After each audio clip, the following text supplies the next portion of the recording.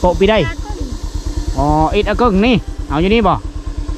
เพิ่นเดินทางมาแต่บ้านตะลุยรถจักรคันเดียวเลยมาเดียวเลยอุ้ยโอ้มาผู้เดียวเลยเนาะจะด้วยแล้วโอ้เอาแต่เสาเนาะระบายเจ้าบ่อยโอ้เสือเกือบบูดข้างในเลยขึ้นผู้เลยเนาะผู้ได้ขึ้นผู้นี้บอก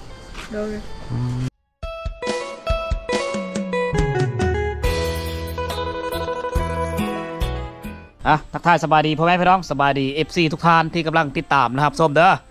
มื้อนี้คอยยังอยู่ที่บ้านต่างกวนคือเก่านะแต่มื้อนี้คอยชิมีแผนสิย้ายบอลแล้วนะพูดและเป้าหมายของคอยคือสิไปสัมผัสบรรยากาศอยู่บ้านตะโลยบ้านเบาคมบ้านเบาคุยแล้วก็บ้านสาวเครื่องนะพูดได้ไปบ้านเผากระโดคือเก่าย้ายจากที่นี่ไปนอนอยู่ไก่กว่าเก่านะมื้อนี้เฮาสิเดินทางกับเบาคุยบัดนี้มาดิเบาคุยคนมักเลาะเนาะซื้อ2 YouTube กำลังสิพานกดฝากทุกคนเข้าไปเป็นกดไลค์กดแชร์กดติดตามให้เราเด้อนี่ผู้ติดตาม700ปลายคนแล้วคือจะพานแล้วยังอีก200ปลายคนกับพานกดนะเบาคุยคนมักเลาะไปกับเบาโนดตลอดช่วงนี้เฮาสิเดินทางกูและมุ่งหน้าเข้าสู่บ้านตะโลยบาดทุกคนเลยปะติดตามการเดินทางสู่เฮาเลาะไปตามหมู่บ้านชนบทไปเรื่อยๆทุกคนเลย อยู่บนเก้ามีเป็นเฮาสิไปนอนพุ่นเด้อเบะดงคุยเมื่อหนาจะมานอนน้ำไม้นี่สิ่งที่เฮาเกมไปนะอันนี้คือน้ำดื่มปลาไม่ได้คอยนะกินน้ำทุกทีทุเรศไม่ได้เมื่อยอันนี้ก็มีเครื่องนุ่งแล้วก็มีปีนอนพร้อมผ้าห่มพร้อมมินิเต็มอยู่นี่นะโอ้บอกคุยทาเลยโอ้แล้วช่วงเฮาสิเดินทางมื่อนี้ไปพี่ได้มุ่งหน้าพุ่นละบอลผู้ชูพุ่นละทุกคนเลยผู้บอลเฮาสิไปนอนแรงพุ่นละอยู่สุดตัวนั้นเลยอันนี้คือเส้นทางระหว่างบ้านต่างกวนกับบ้านตึ๊บนะอยู่ในระหว่างกลางเลยเส้นทางนี้ย่ำหน้าฝนมันก็จะเพ่ไปแบบนี้แหละทุกคนจะได้คอยไปคอยมาได้ตีไปหาบ้านตะโลยนี่ก็ไก่เติบได้นี่มีแต่ขบตรงนั้นเลยบอกกับรถบีบากคอยเลยนี่ แต่ชุดนี้ไม่ได้เอาบีบากมานำนะสอนธรรมชาติเด้มีแต่ผู้ผ่าเขียวงามทั้งนั้นเลยแถวนี้สองฟ้าทางรู้แล้วแต่ธรรมชาติที่งามเป็นเต็มไปด้วยป่าแคมของชาวบ้านอันนี้ละคือเงินล้านเงินแสนของเจ้าในอนาคตนะน้ำทั้งไปตามกาลเวลามันแต่ละปีมันเป็นเขตผู้ดอยน้ำก็เลยโตนแห้งน้ำป่าไหลหลาก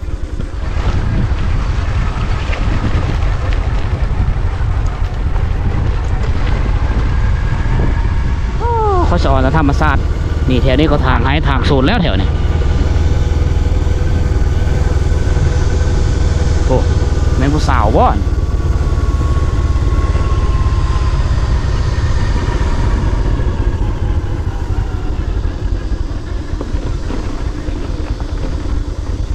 มองโปะเนี่ยอิดอุ้ยบ่โปะปีได้อ๋ออิดอะกึ่งนี่เอาอยู่นี่บ่โอ้ไปก้อยเอ้ยลึกแกโตเปล่ามะเขืออยู่ศูนย์ทางหลังบ้านเฮิร์นแถวนี้นะตั้งแคมทางแต่เป็นหลังคาเฮิร์นที่ใหญ่เนี่ยท่าสีเรียบร้อยทั้งสูงทั้งใหญ่เลยหลังโอ้นี่คือทางลงนะอยู่บ้านละราคา2-3ราคาเฮิร์นเป็นกุ้มเป็นก้อนอยู่ทุกคนเลยเขาเจ้าจะไม่ได้อยู่เป็นแบบหลายราคาปุ๊บบอลละ2-3ราคาเฮิร์นเท่านั้นแหละอันนี้คือภูมิสถานที่พักผ้าอาศัยของเขาเจ้าอ๋อนี่ตากไม้หน่อไม้แห้งพูดหลังเมืองนี้อยู่ตรงนี้เอากินลมชมวิวพาทุกคนเที่ยวชมธรรมชาติในการเดินทางไปบ้านตะโลยเมืองสะโมยแขวงสารวัตรอันนี้จะเป็นบ้านตึ๊บมันตึ๊บเหนือเขาจะกระตะหน่อไม้แห้งไปตามข้างนี้ได้แถวนี้มีหานขานี่น้อยแถวนี้บ้านเฮิร์นนี่คล้ายๆคือกับผู้ดอยอยู่เวียดนามนะเรือบางเธอกับคล้ายๆคืออยู่บนนะแถวภาคเหนือของประเทศลาวแถวแขวงอุดมไส้ประมาณนี้แขวงไส้สมบูรณ์แบบเดียวกันเลยตะหน่อไม้แห้ง โอ้เตียงอะบังโคโอ้เตียงอะบังคือหน่อไม้อันนี้น่าจะเป็นเฮือนพอบ้านเนี่ยโทรโค้งติดนะการเดินทางทุกคนเลยซุปวิวไปน้ำได้ซุปหมู่บ้านในชนบทมันก็คือความสุขของนักเดินทาง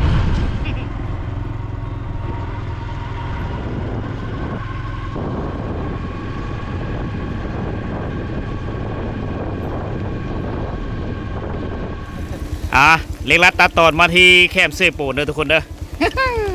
มื้อนี้ค่ำแล้วทุกเราเดินทางออกมาพอดีฝนตกนะก็เลยไปได้รีวิวภาพบรรยากาศยามฝนนะมาวันนี้คือท้านำเขาเอิ้นมาวังตะโลยผู้ใดเส้นทางที่เราจะไปเนี่ยผู้ละห้ามแม่น้ำเซโปนนี้ไปตอนนี้เขากำลังรอท่าแพที่ชาวบ้านกำลังเอารถจักรห้ามมาแต่ฝั่งนั้นผู้เด้อเขาสิไปนอนอยู่ตีนเขาไปแล้วทุกคนเดี๋ยวเขาเดินทางไปนำกันไปด้วยแพได้นี่มาวันนี้มืดปั๊บพอดีเลยทุกคนเอ้ยนี่ท้องฟ้ากับฝนตกแด่มืดแด่ผู้เต็มไปด้วยฝนเลยมีหัวว่าพายุสีมาถล่มเฮาบ่ลืมเลยว่าเพิ่นเดินทางมาแต่บ้านตะโลยรถจักรคันเดียวเลยมาเดียวเลยโอ้โหมาแบบเสียวๆเลยนี่ สุดยอดน้ำใจสุดยอดความกล้าหาญเว้ยแต่ชุมเฮานี่ไป2คันได้บัดนี้มีเบาคุยเด้อนี่ภาพมันจะมืดหน่อยนึงเด้อทุกคนเด้อเพราะว่าเฮาแฟตเฮากับเบิดแล้วการเดินทางในชนบทแบตเตอรี่เบิดแล้วไฟเฮาก็ได้อุ้ยโอ้มาผู้เดียวเลยเนาะโอ้เก่งเจ้าสองไอ้น้องเฮามานี่เดินทางด้วยความมืดผู้ได้ไม่รู้ว่าฝนพายุฉีมาถล่มเฮาบ่หรือใดสายไฟตารถเยื่องเอาทุกคนเลยเดินทางกลางค่ำกลางคืนวันนี้เฮาสิไปนอนอยู่บ้านบ่อคมแล้วก็บ้านบ่อคุยนะอยู่ฝ่าเสปูนเบื้องนั้นไปถ้าว่าค่อยไปนี้พายุเข้ามากะกลับขึ้นมาไม่ได้ก็ได้จะเป็นต้องได้นอนอยู่บ้านบ่คุยเป็นทิศเป็นเดินไปละจนน้ำลงจังมาทุกคนเลย ในเลือกกระยามันคือความสุขของคอยในการเดินทางไปเที่ยวชนบท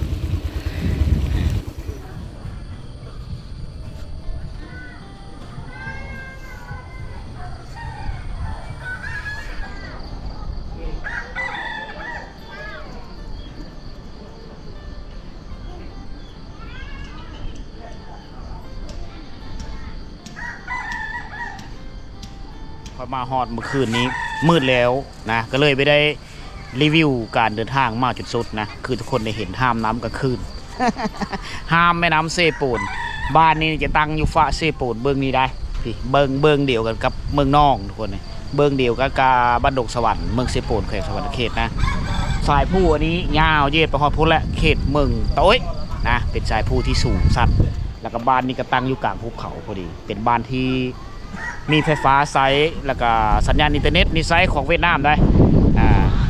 ยามมื้อเช้ามาเราได้สัมผัสกับธรรมชาติสายลมพัดเย็นโอ้ยจนหนาวทุกคนเลยบ้านเฮือนเขาเจ้านี่ก็ตั้งเหงาไปตามแล้วของหมู่บ้านเลยได้ลงไปนี่ก็จะฮอดแม่น้ำเซโปนนะอันนี้คือบรรยากาศยามเช้าๆมื้อนี้ลมลงมื้อนี้ลมพัดแห้งนะนอนเมื่อคืนนี่เขาได้ยินเสียงน้ำไหลนี่ทางนี้จะเป็นติดกับแม่น้ำเซโปนแล้วเบื้องนี้ก็จะติดกับสายผู้เขาเอิ้นผู้ยังไงภาษานี่เด้ภาษาผู้เจียงผู้เจียงเนาะอ๋อผู้เจียงสัตว์ป่าร้ายอยู่นี่มันบอกมีนับแต่กระทิงเนาะเป็นป่าเป็นผู้ที่เป็นป่าสงวนเด้อกระทิงขาแดงเป็นป่าสงวนกระทิงขาแดงเป็นป่าสงวนได้อยู่จอมถึงเป็นป่าเป็นผู้ที่สูงที่ยาวที่สุดของหมู่บ้านเลย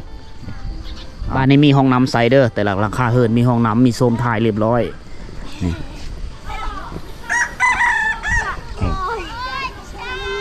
บ้านเป็นบ้านงามเป็นบ้านที่สะอาดนะบรรดาชาวบ้านก็ยึดถือซีเพชรไฮปุเขาปุมันต้นไปนำหาเครื่องป่าของดงมาขายตามฤดูกาลก็เป็นชนเผ่ากระโดแถวนี้ชนเผ่ากระโดกับเผ่าปะโกะจะแตกต่างกันหลายเด้เขาเจ้ากินข้าวในยามเช้าอะไรเบิ้งเฮือนนี่ก็ชมเขาเอิ้นว่าเผาปะโกะเฮือนหลังยาวเท่าไดติดต่อนอเนืองกัน3-4 ครอบครัวอยู่ในเฮือนหลังเดียวกันถ้าว่าเฮือนลุเฮือนเต้าเขาปุ๊กติดกันไปเลยจะด้วยแล้วโว้เอาแต่เช้าเนาะ ระไว้เจ้า เอาไปป่วย เอาบ่อย ว้าวป่าเนาะ ป้า โอ้คักป่าเสื้อปูนนี่บ่ใส่หม่องบ่โอ้กิน2 คน ไปกวางแห่ กลับเลย จ้ากินเลยโอ้เอาแต่เช้าเนาะเกี่ยมไปเวียกกันเนาะจะได้ไปไปงานแล้ว เกี่ยวเข้าหายแล้วบ่เก็ตแล้วซอย่ อ๋อบ่ทันเกี่ยวเนาะ ยกต้อม อย่าจอมบ่ทันได้สุกลมบ่ได้พัดมันบ่ลมพัดหลายเนาะฝนตกอันนี้คกบ่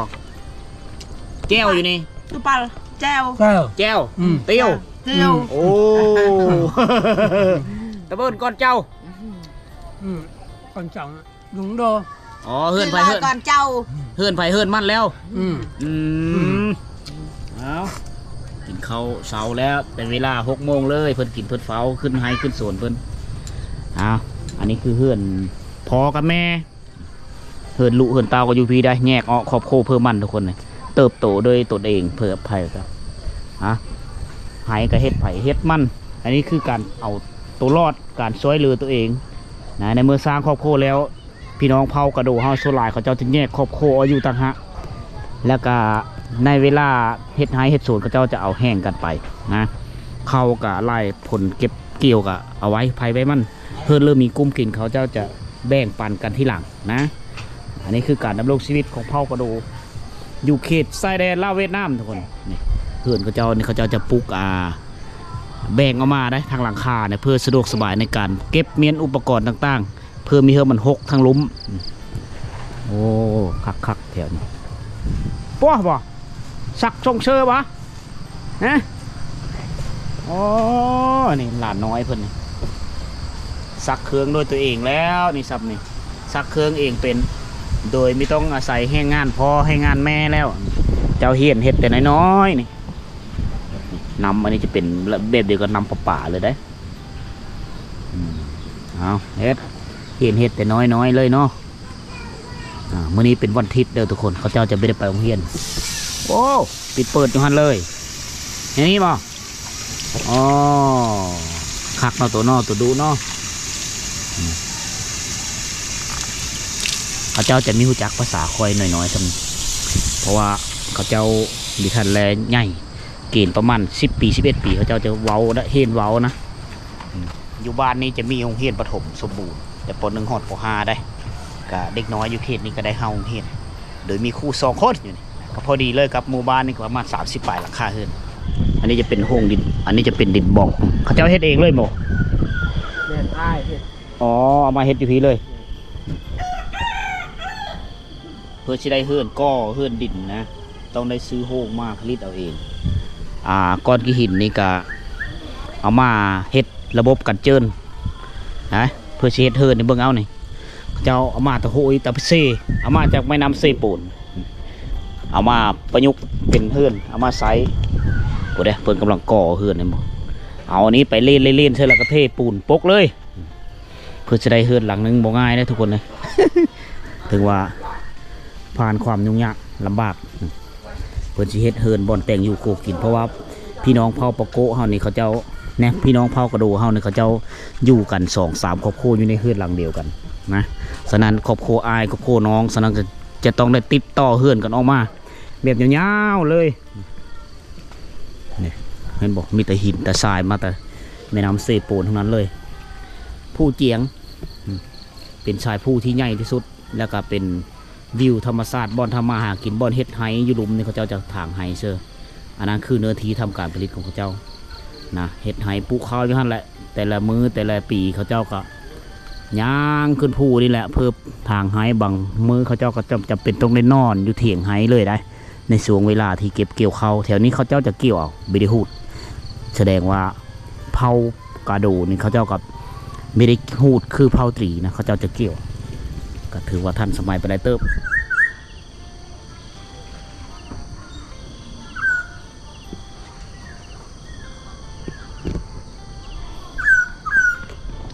อยู่คงเขตนี้เนี่ยชาวบ้านเขาเจ้านิยมเลี้ยงกันจะเป็นนกล่าง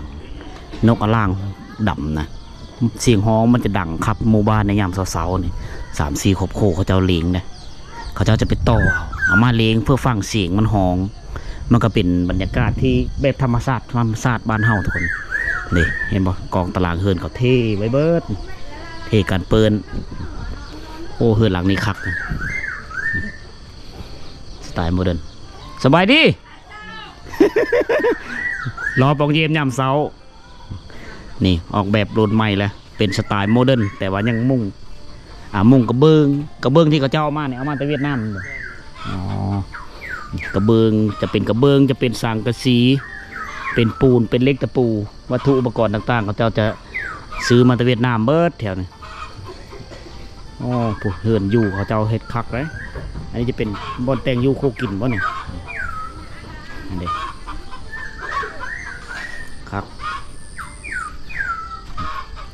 เขาจะนิยมเฮ็ดแบบนี้นะเขาจะปุ๊กเป็นหลังคาหลังกุ๊บแบบนี้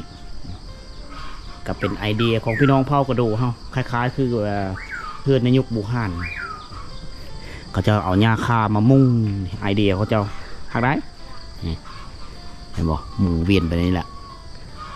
ถ้าว่าเด็กอยู่นี่ก็เป็นบอลเอาลูกเฮ็ดขันไดขึ้นแบบง่ายๆเลยบอลเอาเด็กน้อยอยู่นี่แหละพักผ่อนในยามมันฮ้อนแดดคน อย่างซีได้เฮือนเขาเจ้านี่ส่วนหลายจะเป็นเฮือนที่หลังยาวๆพ่อแม่จะอยู่เฮือนหลังใหญ่ไปเลยส่วนลูกครอบครัวลูกผู้นอนอยู่พุ่นบนเตียงอยู่โคกินเป็นพื้นที่ที่ผู้ดอยที่สะอาดบรรยากาศยามแต่ละมือจากซีละฮะลุกขึ้นผู้ผู้ว่ามือหนาก่อน มือหนาก่อนเจ้าพาไปบ่อ๋อมีเทียงบ่อยู่พุ่นอ๋ออีพอเลงโง่อยู่เทิงผู้อยู่ผู้พุ่นอ๋อบ้านนี่เขาเมืองเจ้ามาบ้านนี้มาเฮือนนี่มาเฮือนเขานอนช่องคืนอยู่ครับโอ้แต่ละคักเนาะคักเฮือนแป้นคักแน่ได้สำนีกันเทียงเจ้าเฮือนแป้นชั้นนี่เฮือนแป้น3 เมตร 4 เมตร3 เมตร 4 เมตรเฮ็ดอยู่พุ่นเลยอยู่เทียงอยู่ผู้เลยอยู่ผู้เลงโง่อยู่พุ่นอยู่จอมมันเลยบ่จอมผู้ป้าเถอะถือเข้าไป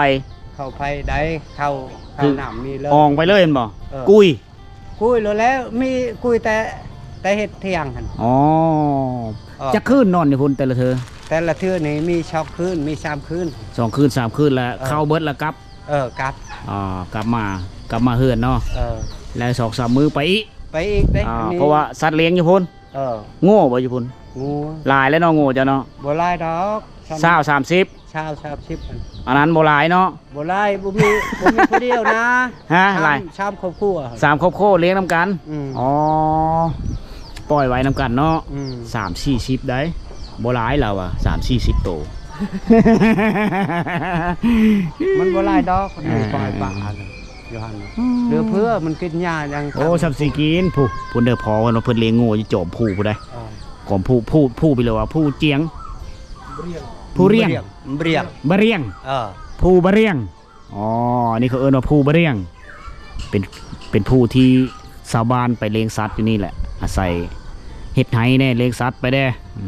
ปล่อยโอ้สับสิกินระยาอยู่ถึงเนาะตุ้ยแล้วนะมันคือธนาคารโซนโตของเขาละฝากเงินอยู่ไว้อยู่นำสัตว์เลี้ยงอะเนาะคราวนี้เฮาเฮ็ดเป็นอันนั้นได้เฮาอ้อมได้บ่แม่นเฮาปะนั่นได้เอาเล็กจับพุ่นโอ้เอาน้ำมาจับอ้อมเลยเฮาอ้อมเฮ็ดครัวมันอยู่ในขอบเขตบริเวณเฮาคุ้มครองกันเนาะดีปะนี่เขาทำลายมันไปเนาะไปเฮาให้เฮาชวนเขาเนาะบ่มีให้บ่มีชวนแต่มันไปทำลายนี่เขาเฮ็ดแถวเฮ็ดอีช่างนี่ถึกเหี่ยวเขาเจ้าเสียหายเด้ดีเราเฮ็ดโหเอาเลยขอบใจหลายๆเด้อพอเด้อมาแต่ฝนพานี่เก็บแล้วนี่เก็บสิไปไห้แหละปู้สะอ่อนเสียงนกบ้านนี้ห้องแซวๆในยามเช้านี่ยาวฮอดพูดเลยบ้านนี่บ่โอ้กินข้าวแล้วจะด้วยเลยนี่จะด้วยบ่กินข้าวบ่จะด้วย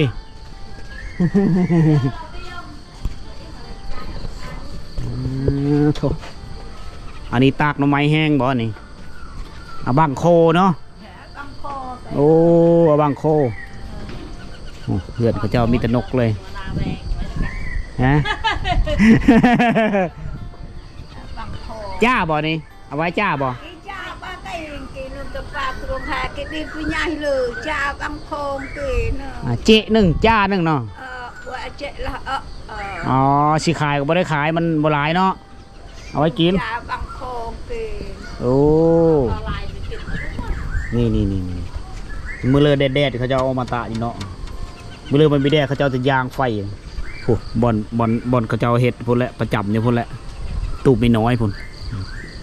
อันนี้จะเป็นหน่อไม้ที่ว่าเป็นหน่อไม้พางหรือหน่อไม้ซอดอันนี้อยู่เขตแสดงเซโปนนี่เขาขายกันยูโรละ100,000 กีบนะแค่เจ๊มาแล้วโมกโลปะไหนชิ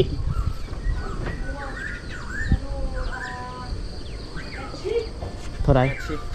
มุกโลหนึ่ง80,000โอ้ตามเมื่อยินเงินดงหมดเลยเงินกีบเขาเอาแทน tầm lâm ตามไม่ล่ tầm lâm ำแถวนี้เขาเอาเงินดงเนาะ băng đô cái nọ play chọ lại vợ chi trả và cái đi với nhau lừa nó เพราะว่าขายหน่อไม้นี่แหละซื้อเข้า ขายหน่อไม้นี่ซื้อเขากิน แม่น โอ้เขาให้เขาบ่พอกินเนาะ แม่น อืมอาศัยไปหาหน่อไม้มาจากป่าจากดงแล้วก็ต้มขาย อันนี้คือการสร้างรายรับตามฤดูกาลนะถ้าเขาเจ้ามีเอาอันนี้มาขายเขาเจ้าก็จะมีรายรับเพราะว่าเขามีกุ้มกินเขาเจ้าต้องได้เอาอันนี้ไปขายนะจำเป็นต้องได้ขายแล้วเอารายรับตามฤดูกาลหอนเนี่ยวิทยามหน่อไม้เลยกันแล้วตะมอโปะนี่ tôi cắt ăn ở đây và không có cắt nơi là mà tôi cắt โปะไปได้เนาะโปะไปได้ วันทิศวันเช้าคือtôi cắt อ๋อวันเสาร์วันอาทิตย์เราไปซอยพ่อซอยแม่เสียหญ้า วันจันทร์วันศุกร์เราไปโรงเรียนห้องไหนแล้วอีละ ไปโรงเรียน ห้องเลยอีละเห็นป .5 แล้วโอ้ประมาณ10 ปี9 ปี10 ปีเนาะฮอดป .5 แล้วนี่เอาไปซอยพ่อแม่ได้อยู่ในบ้านนี่เขาเจ้ามีไฟฟ้าและได้เบิ่งได้สื่อสารเบิ่งโลกภายนอกโดยผ่านจานดาวเทียมนี่แหละเฮิร์นเริ่มมีโทรศัพท์เห็นลักสูงๆแม่เขาเจ้าเบิ่งสัญญาณไวไฟจากสัญญาณเวทคักเลยบ้านนี้สะอาดโอ้เขามักเลยบ้านเขามักวิธีการดำรงชีวิตของเขาเจ้าแบบบ้านๆเลยนี่เฮิร์นก้อนี่ก็มีแล้วเอาโปะแล้วนะฮะโปะพี่ได้บ่โอ้ไปแต่เช้านี่ กระมอนในเปาะพี่ได้แล้วกระมอนผู้สาวแถวนี้เขาเจ้าไม่ได้อยู่เฮือนได้ตื่นมื้อเช้ามาเขาเจ้าจะไปโอ้ถือว่าเพื่อสิได้ทำนี้นี่เอาหินเอาทรายจากโฮยเนาะจากเซโปนมันบ่ซีมังเอามาแต่เวียดนามกระเบื้องเอามาแต่เวียดนามเบิด ตะมอกระมอนน่ะนายกระมอนเบิดบ่2 คนนี่ผู้สาวเบิดบ่ฮะโอ้ไปไห้เลยเนาะเสียดายมากบ่ท่านฮะเกี่ยวข้าวแล้วบ่เอาบ่ผู้ว่าไปเกี่ยวน้ำเอาบ่เอาผู้เฒ่าท่านบ่เอาผู้ว่าเอาผู้เฒ่าโอ้เสือเกือบบูดข้างในเลยขึ้นผู้เลยเนาะผู้ได้ขึ้นผู้นี้บ่ไปแต่เสาลีนี่6 โมงไปแล้วโปะแล้วไปเนาะจ้าแล้วบ่โดยเนี่ยโปะนะผู้นั้นกระแมนบอกกระมนโมเมนต์ที่ผล ผู้นั้นสร้างครอบครัวแล้ว เอาอันนี้คือผู้สาวเล่าบ้านป้าทุกคนไปแล้วมุงนาวสู่ไฮได้ตามฤดูกาลเก็บเกี่ยวเข้าไฮแล้วทุกคนพื้นฐานของบ้านเดินนี่เด้อจะยาวไปตามนี้แหละบ้านไหนบ้านตะโลยเขาเอิญวิทย์ตะโลยฮอดกิลิหลังสุดท้ายเลยนี่มันบอก